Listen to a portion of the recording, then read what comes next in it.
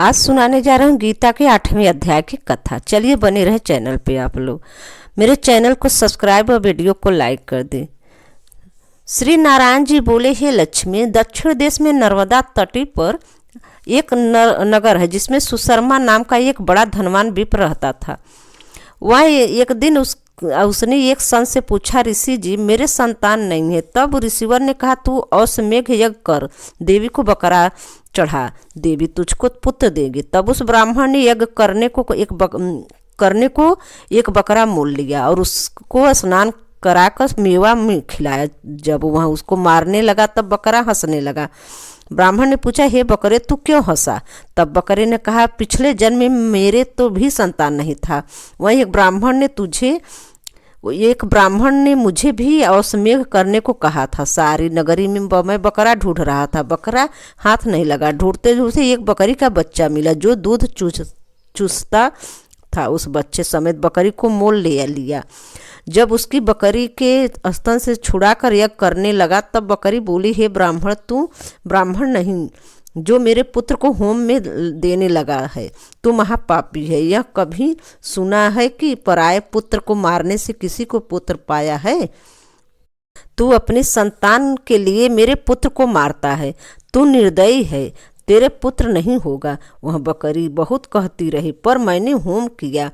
बकरी ने साप दिया, जा तेरा गला भी इसी भात कटेगा। इतना कहकर बकरी तड़प तड़प कर मर गई।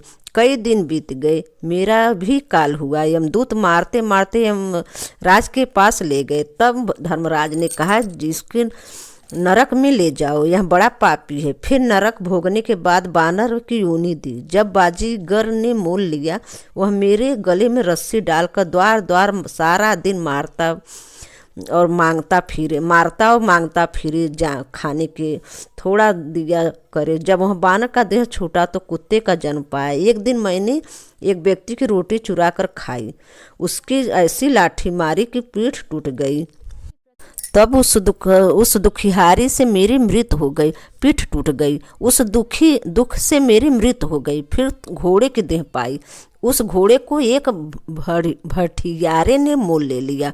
वह सारा दिन चलाया करे, खाने पीने की खबर न ले। सात समय एक छोटी सी रस्सी में बांध छोड़े, ऐसी बाधे में मैं मक्खी भी न हाँक सकूं। एक दिन दो बालक एक कन्या मेरे ऊपर चढ़कर चलाने लगे। वही अत्यंत कीचड़ था जिसमें मैं फंस गया। ऊपर से मारने लगा, वह मेरा मरण हुआ। इस भांति अनेक जन्म भोगे। अब बकरे का जन्म पाया जो तू छुरी लेकर मारने लगा है। तब ब्राह्मण ने कहा, हे बकरे, तुझे मैं जान प्यारी है, मैं अब अपने नेत्रों से देखता हूँ। सो सुनो। कुरुक्षेत्र में सुशर्मा राजा स्नान करने आया। उसने ब्राह्मण से पूछा, ग्रहण में कौन सा दान करूं? उसने कहा, राजन, काले पुरुष का दान कर। तब राजा ने काले लोहे के पुरुष बनवाया, नेत्रों में लाल जड़वा, सोने के आभूषण पहनाकर तैयार किया। तब वह काला पुरुष ठठाकर हंसा। राजा डर गया कि यह कोई बड़ा अवगुण है जो लोहे का पुरुष हंसा। तब राजा ने उसे दान किया। काले पुरुष ने ब्राह्मण से कहा, हे ब्राह्मण, तू मुझे लेगा? तब ब्राह्मण ने कहा, मैंने तेरे सरीखे कई पचाए हैं। तब काले पुरुष ने कहा, तू मुझको वह कारण बता जिस कारण तूने अनेक दान पचाए।